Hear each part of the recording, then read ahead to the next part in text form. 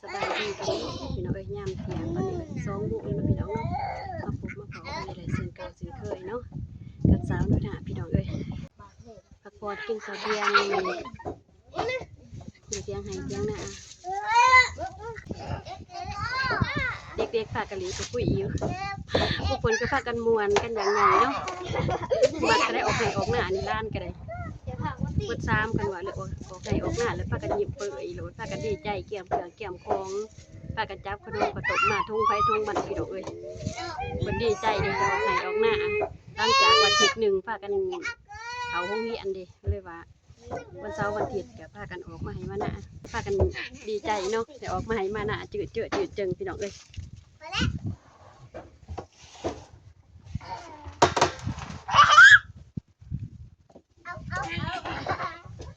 พวกเด็กดื้อเนาะพวกเด็กดื้อพากันม่วนพากันดีใจดิผู้คนมาออกให้ออกหน้าอันนี้จะได้เนาะคือพูดว่าเลย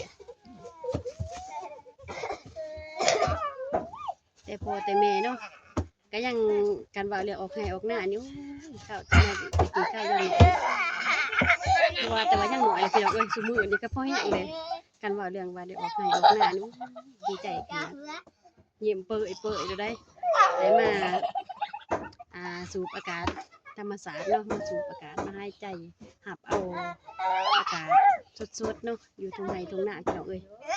ตัดภาพมาที่ห้องครัว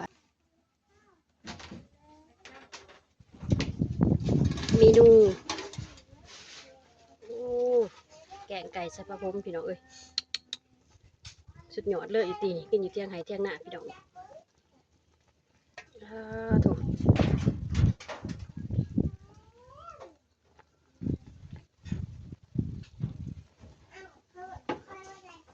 กินแกงไก่พี่น้องไม่ได้มากินแกงไก่นะกันเด้อเที่ยงไห้เที่ยงหน้า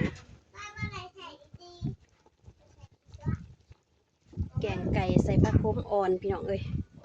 อาหารหวานมากจังสีเลยเนาะอยู่เที่ยงไห้เที่ยงหน้าพี่น้องกินไก่ตักฟักก่อนนี่มักฟักนี่พี่น้องจกเอา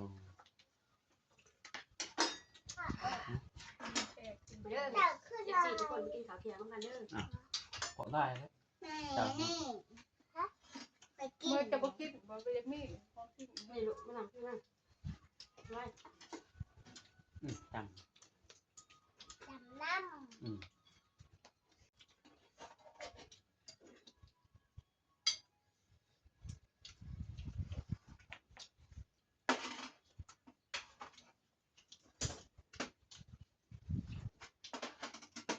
เสียบหน่อยนะสาวอยู่ตรงไหนตรงหน้านี่เห็นมันเยอะเลยก่อนตายก่อนก็บางทีมันก็เลื่อนอยากกินเขานี่นะจะไปหาคนมาไหว้คุยลุง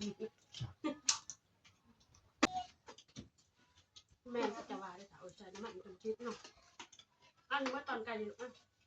กินไม่เหมือนนี่นั่งข้างเนี่ยถ้าว่าเขาว่าสมเขาเรียกเขามันจะจุ่มเนี่ยทั้งนี้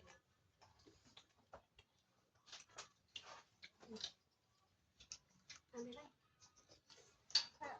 ด้ได้ว่าดีกว่าเดี๋ยวเป็นมาคืออะไรไม่อยากใหญ่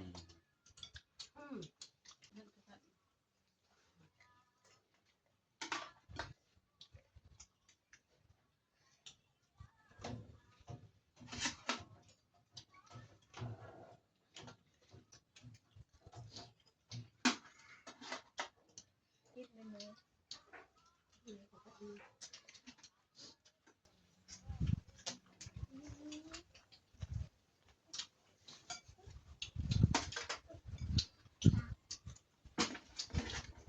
จะก็จับหนักขาจะกินโอ้ข้างมันดีหน่อยแล้วว่ามันจะใช้แบบนี้โอ้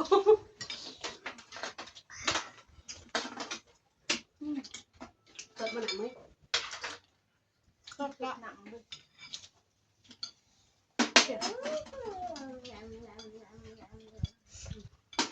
ทำได้ไงลุงคือเจ็บไม่ใช่ไหม เขา เบื่อ เพื่อนโลก ทด บ่ เนาะ เบื่อดอก เขาเบื่อ มันเนี่ย เขาเบื่อค่ะเขาเดินว่ามันเงื่อนอยู่แล้ว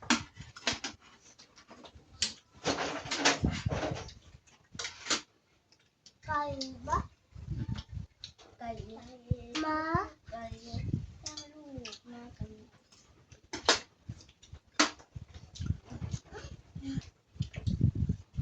ลมตอนหัก จ้าห ลมหนาวเนาะ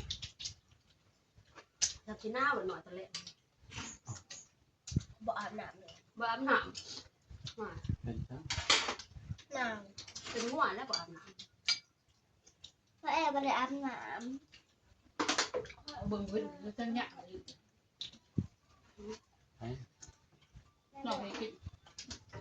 ก็ล่ามันยัง ำต้องห้ามนะบ่กิน ำโอ้โหลึกเลย แม่กินสองคำนะสองคำเลย คำเดียว บอก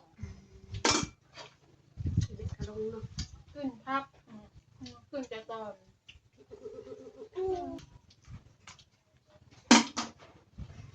ใครบะ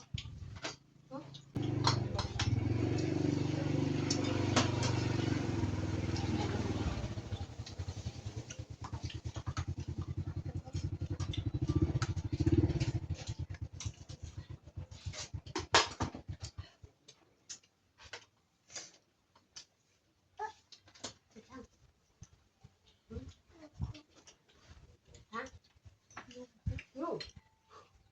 นู่นี่ก็มาสวยเนาะกราบขอบอกขอบใจเด้อพ่อแม่พี่น้องเบ้อทุกผู้ทุกคนเนาะที่เขามาเบิ่งมาชมภาพบรรยากาศพี่น้องคลิปนี้ก็ได้สิได้จบสำนี้เนาะพี่น้องเนาะพอกันใหม่คลิปต่อไปเด้อพี่น้องเอ้ย